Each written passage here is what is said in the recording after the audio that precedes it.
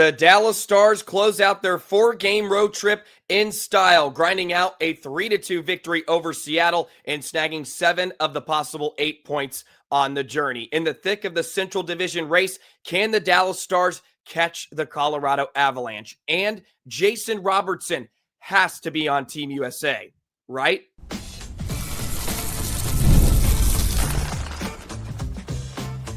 You're Locked On Stars, your daily podcast on the Dallas Stars, part of the Locked On Podcast Network, your team every day.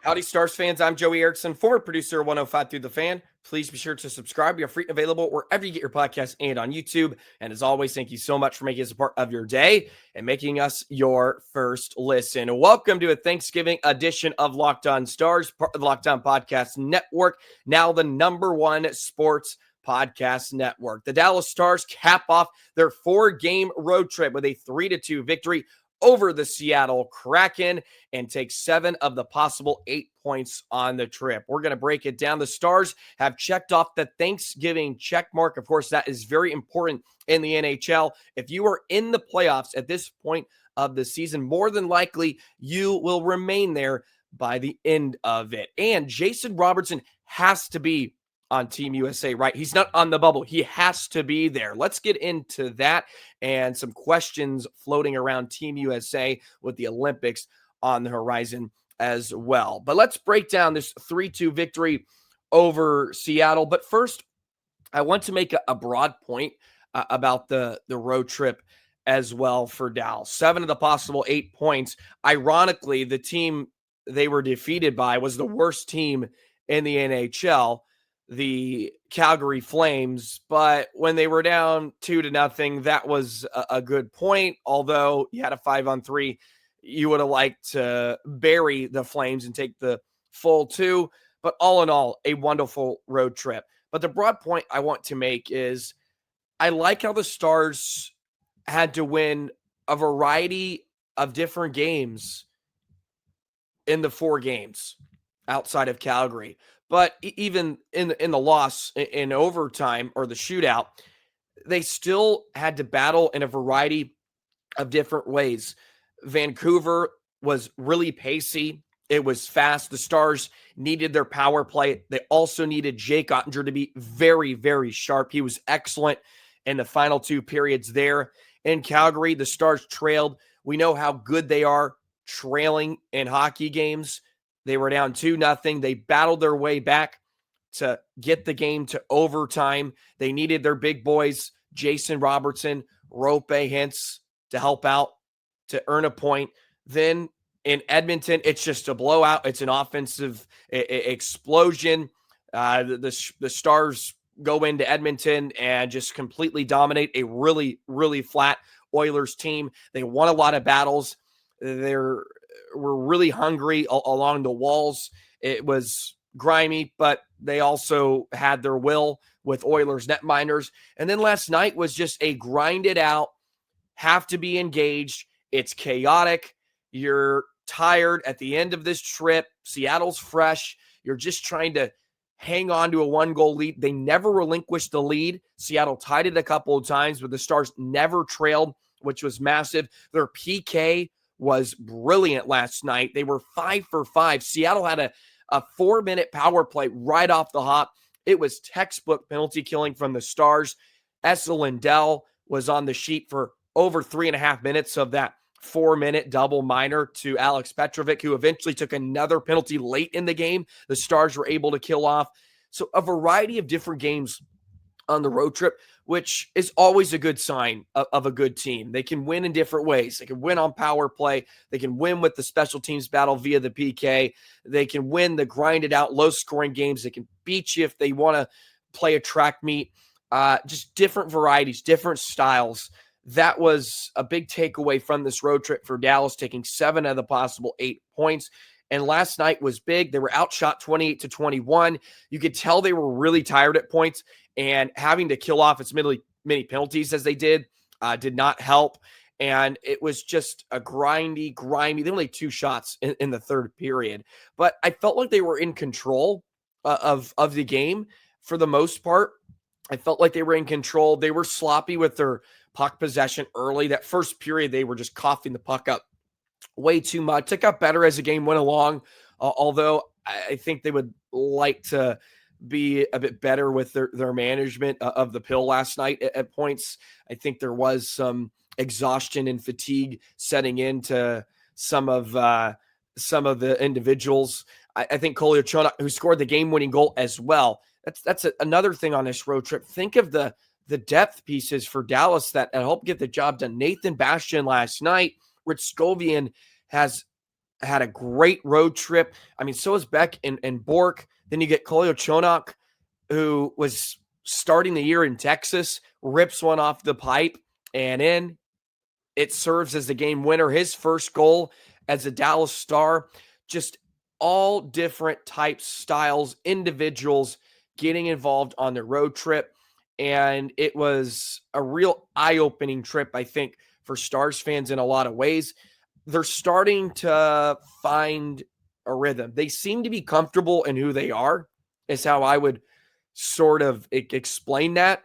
And I have no numbers to really back that up. It's purely off the eye test. They just have a much more understanding, comfortability in what they're trying to do. And I think that has been echoed by Glenn Gulutzan. The structure is there. Now it's time to play free. And they seem to be playing free, some of their best hockey. And I really, really was impressed in last night's victory. It's a team in Seattle coming in a bit fresher than you, did not play last night. And Dallas was able to just hold on and go 3-0-1 on the road trip. Seattle was heavy. They were physical. They were playing fast, but I felt like Dallas limited a lot of the looks for Seattle, especially late. Early, Seattle had some tasty opportunities, but late, the Stars didn't really give them a ton, and that is reflective in the numbers. Only 2 scoring chances in the third period for Seattle at 5-on-5. Only 2, and the Stars outchanced them 18-14. Outchanced them in the high danger area 10-6. They had a higher expected goals for at 5-on-5, and in the totality of the game. In all situations, the Stars had higher quality than Seattle. And I think that is really symbolic of who they are right now in a lot of ways. They may not get a ton of quantity, although it has started to increase a bit. Feels like they're actually out-chancing teams, out-shooting teams. But they are finding quality as well. They're the best road team in the NHL. They are now 9-1-3 on the road. That is always a good sign of a great team. We know that. Stars historically over the last couple of years have been great. I think the stat came out a couple of days ago. They are the best road team since 2022. They just find ways to win. And right now, the style under Glenn Gulutzan really elevates on the road. How he wants the Stars to play, it has really elevated their road game, and they've been fantastic.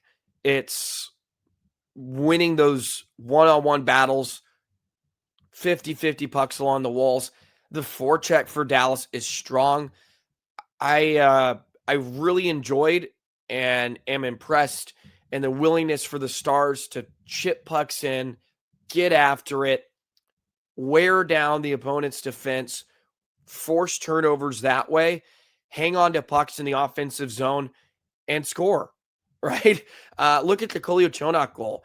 It was just a beautiful, beautiful play by Jason Robertson and company. He drives the puck in down the near side wall. He spins back, creates time, hands off to Seguin. Seguin, Capobianco, Seguin back to Gulutzan, and he just whips it on net. And they had Seattle swarming. It's just a beautiful play in exchange. It was Hintz to Capobianco down to the wall to Seguin. Seattle couldn't match. They couldn't get a man-on-man. And Gulutzan, it's a really good shot. There's nobody in front outside of Kraken defenseman Larson who's screening Joey Daccord a bit, but it's great puck movement. They have Seattle swarming. They don't know who to match up with, and it leads to a big-time goal late in the third period to serve as the game winner. Lindell scores a goal, a little scrum in front. Hintz with a deflection. He's been great this year. He's been awesome. 7 points now, or 7 goals, I should say. This season, he's a point per game player. He really hasn't missed a beat since he came back. He's playing with Steele and Robo a bit. Stars are shuffling lines. It hasn't been the most consistent, but they like Sagan with Roope and Robo right now. That's been good. Johnston, Mikko, and Ben starting to maybe get a rhythm. We'll see if that really sticks. I don't think it's the best combination for Dallas. I would like to see Ben a bit lower in the lineup, to be honest. Maybe Steele gets a crack with a Wyatt and Mikko, because that line was really good. Maybe Ben could be dropped down. I think he could be really effective with a guy like Fox and Bastian. Although, to be fair to Ben, I have liked his game. He has been spry, so give him a bit to get his feet wet. He is coming off a collapsed lung, so maybe give him some time to warm back up. But really, really, really impressed. It's a big win. It's a great road trip, and a crucial one. And the Stars won in a variety of ways. That's my main takeaway. It's a variety of different styles, different individuals getting involved. It's a great trip. Let's talk about Thanksgiving checkmark, always big in the NHL. Where do the Stars sit? How do my predictions look from a couple of months ago at the beginning of the season? We'll do that in just a moment. Today's episode of Locked On Stars is brought to you by our friends at FanDuel. The NBA is back, and there's no better place to get in on the action than with FanDuel, the official sports betting partner of the NBA. Even if you missed the start of the game or want to ride the hot hand, FanDuel has live bets on everything from who will score next to fourth quarter comebacks. Plus, you can even combine your live bets into a same-game parlay for a shot at a bigger payout. It keeps every game exciting, especially when your team's making that late push. And right now, FanDuel is giving new customers $300 in bonus bets when your first $5 bet wins. New customers, $300 in bonus bets when your first $5 bet wins. On NBA action, on college football, on NFL, whatever way you like to enjoy your action, FanDuel is there for you. So head to FanDuel.com to sign up. Play your game with FanDuel, the official sports betting partner of the NBA. Happy Thanksgiving, Stars fans, to you and your family. Thank you for making us a part of your day here on the Locked On Stars podcast and Locked On Podcast Network, now the #1 sports podcast network. I'm, of course, very, very thankful for this podcast. Thankful to all of you that listen each and every single day. Shout out to all you everydayers out there. Shout out to all of you that are new. Thankful for you joining us here. We're almost to 5,000 subscribers. We're less than 500 away, which is incredible. I think I took over this podcast a couple years ago. I want to say around 2,200, 2,100 subscribers. So to see the growth since I've taken over has been amazing. And it's certainly not all me. I know there's multiple hosts before me. I'm just lucky enough to be able to continue to move it on. And hopefully we can continue to make this giant and make this a fun place for Stars fans to be. I'm going to enjoy talking hockey, of course. Thankful for the sport. Thankful to have a job in hockey. I mean, what more could you ask for? As a kid that grew up, wanting to do this and be in sports, can't ask for much more. Okay, Thanksgiving checkmark. It's always a big deal, right? In the NHL, I think 86% or whatever the number is that are in the playoffs right now make the playoffs at the end of the year. So let's look at where the Stars are. Can they catch the Colorado Avalanche? I don't think they're going to lose the rest of the year. This is very reminiscent of the Jets start last season where they lost one game in the first 20 games of regulation. Stars at this point, 24 games in, 15-5-4, 34 points. They have a 708 point percentage. They're 6-4-1 at home. They are 9-1-3 on the road and 8-1-1 in their last 10. Right behind them, sneaking up, objects are closer than they appear in your mirror. The Minnesota Wild have won 6 straight. They're 8-1-1 over the last 10. They're right behind Dallas as well with 30 points, but Colorado is above Dallas, top of the league, 17-1-5. The Stars are second in the league. They have a goal differential of plus 16. I think a month ago, the Stars were negative, and now they're firmly in the positive with a couple of big games as well. A couple blowouts has helped them. The 7-0 game, or was it maybe 8-0? Could have been 9. I can't even remember the Canadiens' final score, and then the 8-3 thromping of the Oilers. So Dallas is right in the thick of things. I think they have a great the fact that they're even within striking distance is a good sign. The Stars have a good opportunity to catch Colorado. I would not bet on it. I don't think they are. Colorado is deeper than they have been in the last couple of years. In a 7-game series against Dallas, who knows? The Stars going into the last couple of years, I think a lot of people thought Colorado would win those series to some degree. Maybe outside of last year, I thought it was pretty clear the Stars were clearly deeper, although they struggled at points in the series, and McKinnon and company on the power play really helped them out. But so the Stars, let's be frank, the Stars were power play merchants for most of their offense during the postseason as well. But it's obviously a good spot to be in, better than being on the outside looking in. The Stars are fine. Now you look at my predictions, my 8 playoff teams in the West. It's okay. It's not great. Obviously, I had Colorado, Dallas, and Minnesota. Well, Minnesota looked awful to begin the year, so I was a bit befuddled by that. But they're now firmly entrenched. They're top 3 in the Central. You look at the 2 wild cards, Los Angeles, Utah. I had Los Angeles in the postseason. I did not have Utah, so that hurts. I think I also had St. Louis. They're not going to make it. Vancouver, there's still some hope there. Probably not going to make it. Winnipeg is awful now without Hellebuck. I did have Winnipeg missing the postseason though, but that was with Hellebuck. So without him, maybe helps my case a bit. We'll see how they sort of tread water. Edmonton is really struggling, of course. The 2 teams that are in the postseason that I did not have right now, Anaheim, Seattle, and you could throw Utah in there. That's a trio of teams, which I knew Utah could come back to bite me. I said that. I knew that could be an option. Seattle's playing well. Decord's great. I think they're going to be in the mix. I at this point of the year, I would think they make it just because Edmonton's having issues. Utah's a good team, but who knows if that's going to continue to last. I think Seattle has good pieces.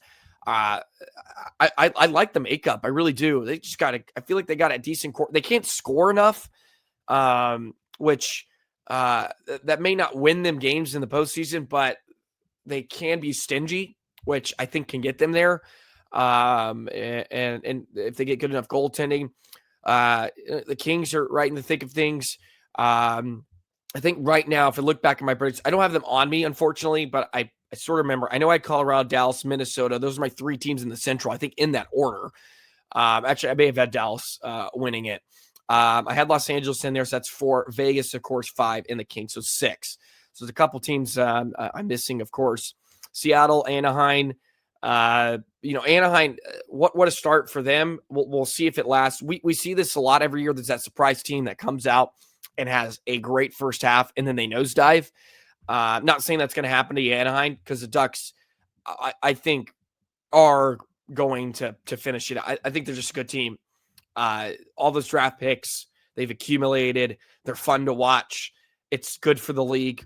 I think if the Ducks are good right now with the amount of young talent they have, so I think they'll be fine. They're good at home, and they'll be good. Chicago in the mix is great. Bedard and company's having a great year, right? We'll kind of get to some of that Team USA talk as well. I know Bedard's Team Canada, but in terms of Robertson, sort of comparing the two in some ways, this is a great start for Dallas. With all the injuries, I can't sit here and be critical of where Dallas sits right now. I had decently high expectations coming to the year, but definitely reeled back from the last couple of seasons, just with some of the moves, new head coach, then the injuries piled up. This is phenomenal. You get Duchesne back healthy, Harley Lundqvist, Labushkin, then you have a chance to go on a nice run. Second half, hopefully Duchesne will return and not have any effects. He worries me. He really does. It's probably a silver lining. Harley gets some rest.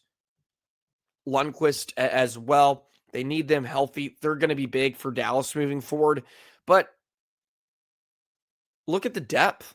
I say the depth isn't, I'll say the ceiling isn't as high for Dallas's depth. I think that's fair to say. But the depth can be just as effective, right? I don't think the ceiling is as high as it was with a Marchment and maybe a Dodonov and some others. But the floor maybe has been raised, and they can be just as effective. Ritskovian, a Bort, a Steele. I really shouldn't disparage the depth the Stars do have because they've been awesome. Playing in roles they probably shouldn't be, and they're doing well. A Capobianco even. They have their mistakes, of course. Gulutzan as well. They're make some plays where you're just, okay, what are we doing? But Bischel and Petrovic having really strong seasons and playing big moments right now, and they have to play some big minutes, and they're playing they're playing in the thick of this and against good teams, against good competition, right? It's not like the Stars are trying to shelter them. They need them to play and be effective, and they're doing a wonderful job at that. And I think it's no better example. There's no better example than what Bastian did the last couple of nights, being a healthy scratch 7 of the last 9 or 7 of the last 8, whatever it was, and coming in, scoring 2 goals, being effective, being ready, and producing. That's what it's all about. So yeah, maybe the Stars' ceiling isn't high in terms of goal production and whatnot, but they're just as effective and making it happen for Dallas. So it's a good thing, man. Stars catching Colorado may be tough, but the fact they're within striking distance is amazing, and they deserve a lot of credit for that. Let's talk Jason Robertson and Team USA, because when you read things, it sounds like he's on the bubble. He shouldn't be on the bubble. He should be Team USA. He should be the goal scorer and premier offensive player for Team USA, right? Let's get into that in just a moment. Today's episode of Locked On Stars is brought to you by Monarch Money. Let's be honest, most of us can't even name all our financial accounts, let alone what they're worth between 401ks, savings, and investments. It's easy to lose track, and that can mean leaving money on the table. That's why you need to use Monarch, all-in-one personal finance tool that brings your entire financial life together in one clean, easy-to-use interface on your laptop or your phone. Helps you organize your accounts, track your spending, get a better handle on your investments. You can review everything with your partner, see your shared goals, and make better financial decisions together. Monarch's visual dashboard and smart tools make it so much easier to understand where your money is going and how it can work harder for you. It's all about financial security, right? Don't let financial opportunity slip through the cracks. Use the code LOCKEDONNHL at monarch.com for 50% off your first year. That's Monarch Money, code LOCKEDONNHL for half off your first year. It's one clean, easy-to-use interface, monarchmoney.com. Use the code LOCKEDONNHL for half off your first year. So the reason I wanted to bring up this segment is I was reading an Athletic article by Pierre LeBrun, came out yesterday, and the general manager of Team USA, Bill Guerin, who has put together a pretty mediocre squad in Minnesota. That's a bit harsh to say with what they've done over the last couple of weeks or so. But let's be honest, it isn't the prettiest roster. I think Minnesota fans would say 3 weeks ago, this is just a really really poor roster construction. That has nothing to do with Team USA. I get it. I'm just a bit bitter to some degree, just because when he was asked about Robertson specifically, there's a quote in here, and it sounds like to me, maybe I'm reading it too much, like Robertson's on the bubble, like he's making a tough decision, which is mind-boggling to me. Team USA is great. There's a lot more players I would take over Robertson and Team USA. Okay, there are players I would take. I'll just throw like a Jack Eichel out there. But Jason Robertson is the best American right now. at least in terms of point production. But let's not forget, he's not a liability defensively. So here was Guerin's question or answer about being asked about Robertson. Guerin said he's doing all he can. Yeah, he's doing all he can by having a 7-game goal streak in like 11 in his past 6 games. He's doing all he can. I mean, he's knocking down the door. Anyways, and again, these are situations where I know guys want to make this team and guys want to be in this situation. There's a number of players that we could take that we won't end up taking because we won't have the room. And when you look at it, there's so many guys that are close in a way that they're performing in their statistics and their body of work. It could come down to fit. What do we need? Well, I get there. I'm afraid now we're reverting back to this is going to be 90s. We're going to be rough and tough. And that's fair. You're going to need some of that. But you need that also in like quality players like Tkachuk.